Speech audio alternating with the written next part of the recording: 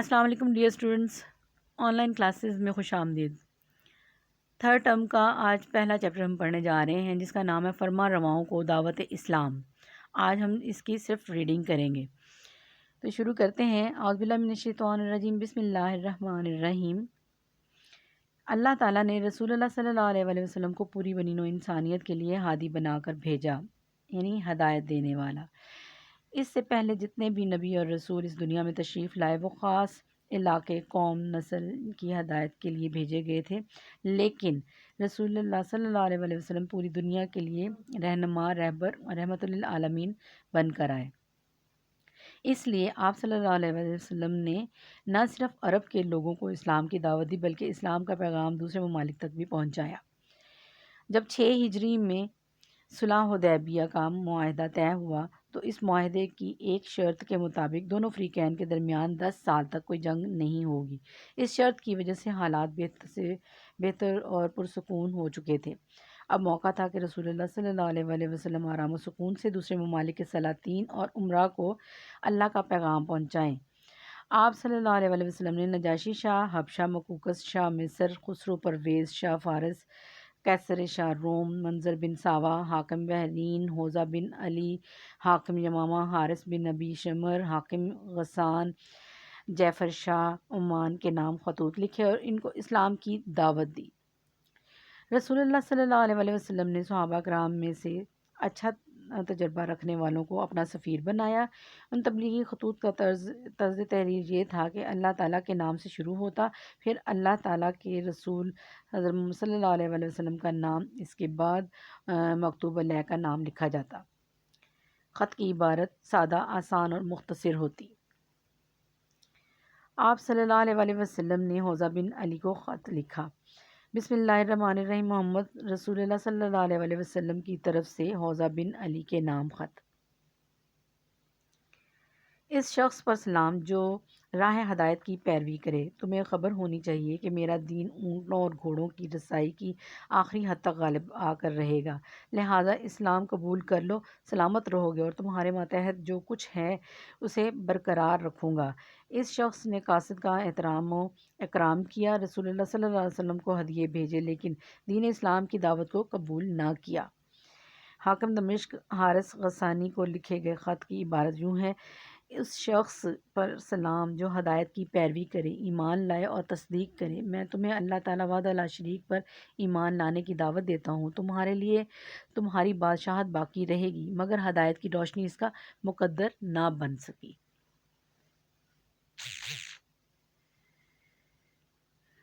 جعفر شاہ Oman اور اس کے بھائی نے دین اسلام قبول کیا اور اللہ تعالیٰ کے نبی کی تصدیق کی۔ منظر بن ساوا حاکم بحرین نے رسول اکرم صلی اللہ علیہ وسلم کے خط کا جواب یوں دیا: اے اللہ، میں نے آپ صلی اللہ علیہ وسلم کا خط اہل بحرین کو پڑھ کر سنا دیا ہے۔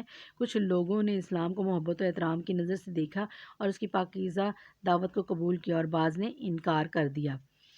آپ صلی اللہ علیہ وسلم نے شاہ ایران کو خط میں لکھا: اس شخص پر سلام جو ہدایت کی پیروی کرے، اللہ تعالیٰ اس کے رسول پر ایمان لائے اور گواہی دے کہ اللہ تعالیٰ کے سوا کوئی عبادت کے لائق نہیں ہے، وہ وحدہ لا شریک ہے، محمد صلی اللہ علیہ وسلم اس کے بندے اور رسول ہیں۔ میں تمہیں اللہ تعالیٰ کی طرف بلاتا ہوں کیونکہ میں تمام انسانوں کی طرف اللہ کا رسول ہوں، تاکہ جو شخص زندہ ہے اس کو برے کام سے ڈرایا جائے اور کافروں پر حق بات ثابت ہو جائے۔ بس تم اسلام لاؤ، سلامت رہو گے۔ اگر تم نے انکار کیا تو مجوسیوں یعنی تمہاری رعایا جو ہے اس کے گناہ کا بوجھ بھی تم پر ہی ہوگا۔ عبداللہ بن ابی حذافہ نے شاہ ایران کسریٰ کو یہ خط پہنچایا۔ کسریٰ کو خط پڑھ کر سنایا۔ اس نے نہایت غرور سے کہا: میری رعایا میں میرا حقیر غلام اپنا نام مجھ سے پہلے لکھتا ہے۔ پھر اس نے نامہ مبارک کو چاک کر دیا۔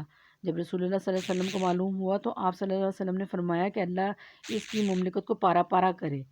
پھر وہی ہوا جو رسول اللہ صلی اللہ علیہ وسلم نے فرمایا۔ کسریٰ کے بیٹے شیرویہ نے اپنے باپ کو قتل کر دیا۔ خلیفہ ثانی امیر المومنین حضرت عمر رضی اللہ تعالیٰ عنہ کے زمانے میں ایران فتح ہوا اور سرزمین ایران پر دین اسلام کی روشنی پھیل گئی۔ حضرت حاتب بن ابی بلتا رسول اکرم صلی اللہ علیہ وسلم کا خط لے کر مکوکش شاہ مصر کی طرف گئے۔ آپ صلی اللہ علیہ وسلم نے لکھا، سلام اس پر جو راہ حق پر چلے، میں تمہیں اسلام کی دعوت دیتا ہوں، دین اسلام قبول کر لو، سلامت رہو گے، اللہ تمہیں دوہرا اجر دے گا۔ لیکن اگر تم نے روگردانی کی تو کپتیوں کا گناہ بھی تم پر ہوگا۔ خط میں کپتیوں کو دعوت دیتے ہوئے لکھا، ایک ایسی بات کی طرف آؤ جو ہمارے اور تمہارے درمیان برابر ہے کہ ہم اللہ تعالیٰ کے سوا کسی کی عبادت نہ کریں اور اس کے ساتھ کسی کو شریک نہ ٹھہرائیں۔ ہم اللہ تعالیٰ کو چھوڑ کر ایک دوسرے کو رب نہ بنائیں۔ پس اگر وہ منہ موڑیں تو کہہ دو کہ گواہ رہو ہم مسلمان ہیں۔ مکوکس نے رسول اللہ صلی اللہ علیہ وسلم کے خط کو توجہ اور احترام سے سنا۔ آپ صلی اللہ علیہ وسلم کے سفیر کا احترام کیا، آپ صلی اللہ علیہ وسلم کی خدمت میں قیمتی تحفے بھیجے، لیکن یہ شخص دین اسلام سے محروم رہا۔ شاہ حبشہ کی طرف رسول اللہ صلی اللہ علیہ وسلم نے حضرت عمرو بن امیہ کو بھیجا۔ انہوں نے نامہ ہادی برحق صلی اللہ علیہ وسلم اس کے حوالے کیا تو نجاشی نے یہ نامہ مبارک لے کر اپنی آنکھوں پر رکھا اور تخت سے زمین پر اتر آیا اور دین اسلام قبول کر لیا۔ پھر رسول اللہ صلی اللہ علیہ وسلم کی خدمت میں یہ خط لکھا، اے اللہ کے نبی، السلام علیکم ورحمۃ اللہ وبرکاتہ کے سوا اللہ کے سوا کوئی عبادت کے لائق نہیں ہے۔ مجھے آپ صلی اللہ علیہ وسلم کا گرامی نامہ ملا جس میں آپ صلی اللہ علیہ وسلم نے سیدنا عیسیٰ علیہ السلام کا ذکر فرمایا ہے۔ زمین و آسمان کے رب کی قسم، آپ صلی اللہ علیہ وسلم نے جو لکھا ہے، حضرت عیسیٰ علیہ السلام اس سے ایک تنکا بڑھ کر نہ تھے، وہ ویسے ہی ہیں جیسے آپ صلی اللہ علیہ وسلم نے ذکر فرمایا۔ آپ صلی اللہ علیہ وسلم نے جو کچھ ہماری طرف بھیجا ہے ہم نے اس کو سمجھ لیا اور آپ صلی اللہ علیہ وسلم کے ساتھیوں کی مہمان نوازی کی۔ میں شہادت دیتا ہوں کہ آپ صلی اللہ علیہ وسلم اللہ تعالیٰ کے سچے رسول ہیں، اور میں آپ صلی اللہ علیہ وسلم کے چچیرے بھائی حضرت جعفر بن ابی طالب کے ہاتھ پر بیعت کرتا ہوں، اور انہی کے ہاتھ پر اللہ تعالیٰ رب العالمین کے لیے اسلام قبول کرتا ہوں۔ کیسر روم کو خط پہنچانے کے لیے حضرت وحیہ کلبی کا انتخاب ہوا۔ کیسر روم نے خط پا کر حکم دیا، اگر عرب کا کوئی باشندہ مل جائے تو اسے لایا جائے۔ ان دنوں ابو سفیان تجارت کے سلسلے میں شام کے شہر غزہ میں موجود تھا، اور اس کو اور کچھ دیگر عرب شہریوں کو کیسر کے دربار میں پیش کیا گیا۔ کیسر نے اسے اسلام کی تعلیمات، رسول اللہ صلی اللہ علیہ وسلم کے حسب نسب، سیرت و اخلاق اور آپ صلی اللہ علیہ وسلم کے پیروکاروں کے بارے میں کچھ سوالات کیے۔ ابو سفیان مجلس میں اپنے قریب ہی موجود دیگر عرب باشندوں کی موجودگی کی وجہ سے اپنی اسلام دشمنی کے باوجود کوئی غلط بیانی نہ کر سکا، اور اس نے سارے سوالات کے درست جواب دیے۔ یہی جواب سن کر کیسر کو اللہ تعالیٰ کے رسول کی سچائی کا یقین ہو گیا، اور اس نے ابو سفیان سے کہا، اگر تمہارے جواب صحیح ہیں تو وہ وقت آنے والا ہے جب میرے پایہ تخت تک ان کا قبضہ ہو جائے گا۔ مجھے معلوم تھا کہ ایک رسول آنے والا ہے، لیکن یہ خیال نہ تھا کہ ان کا ظہور عرب میں ہوگا۔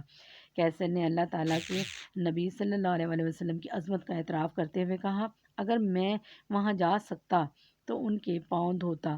کیسر کے حالات کو سن کر اس کے درباری بڑے برہم ہوئے، اور ان لوگوں نے دین اسلام کی دعوت سے بیزاری کا اظہار کر دیا۔